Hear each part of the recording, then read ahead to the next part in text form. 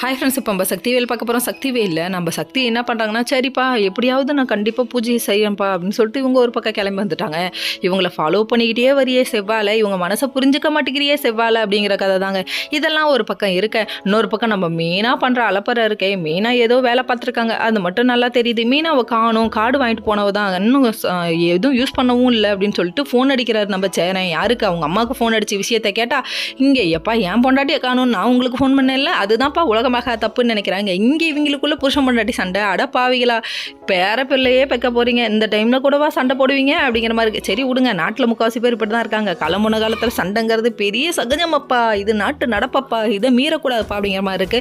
இன்னொரு பக்கம் பார்த்தீங்கன்னா, நம்ம சக்தி என்ன பண்ணுறாங்கன்னா, நான் வந்து இந்த பூஜை செய்யணும்னா ஹஸ்பண்ட் அண்ட் ஒய்ஃப் வரணும்னு சொல்லிட்டு சக்தியை சொல்லிட்டாங்க. சொன்னதுக்கப்புறமா இல்லை நான் மட்டுமே பண்ணுறேன், எனக்கு என் வேலை என் பக்கத்தில் துணையாக இருப்பான், என் மனசில் இருக்கான் அர்த்தநாதீஸ்வரன் சொல்லிட்டு பூசாரியே ஒத்துக்க வச்சுட்டியம்மா. நீ பேசினா 10 நிமிஷம் பேசினா நீ பக்கமாக பேசுறதுக்குள்ள அவங்க மயக்கம் போட்டே விழுந்துருவாங்க, அதனால பரவாயில்லன்ட்டு விட்டாங்க போல.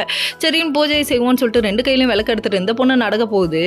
ஏம்மா நீ பண்ணுறதெல்லாம் ஓகேம்மா, பக்கத்தில் இருந்து பார்க்குற அந்த பையலையும் கூப்பிடுமா அப்படிங்கிற மாதிரி இருக்குது. எப்பா பக்கத்து வீட்டுக்கார மாதிரி எட்டி பார்க்குறியப்பா, உன் பொண்டாட்டி தம்ப போய் ஒன்றா சேர்ந்து பூஜை செய்யுங்கப்பா அப்படிங்கிற மாதிரி இருக்குது. இன்னொரு பக்கம் நம்ம மீனால் காணும்னு சொல்லிட்டு நம்ம யார் சேரன் தேடிட்டு வராரு. வர வழியில் திடீர்னு பார்த்தா மீனால 10 பேர் துரத்துறாங்க. என்னையா ஆச்சு, மீனாளுக்கு எதுவும் கேட்காதீங்க, அவங்களுக்கு என்ன பாதிப்புன்னு கேட்கறத விட்டு நம்ம சேரன் வந்து ஆக்ஷன் கிங் கணக்கில் இறங்கிட்டாரு. ஏன்ப்பா அப்படி பண்ணுற அப்படிங்கிற மாதிரி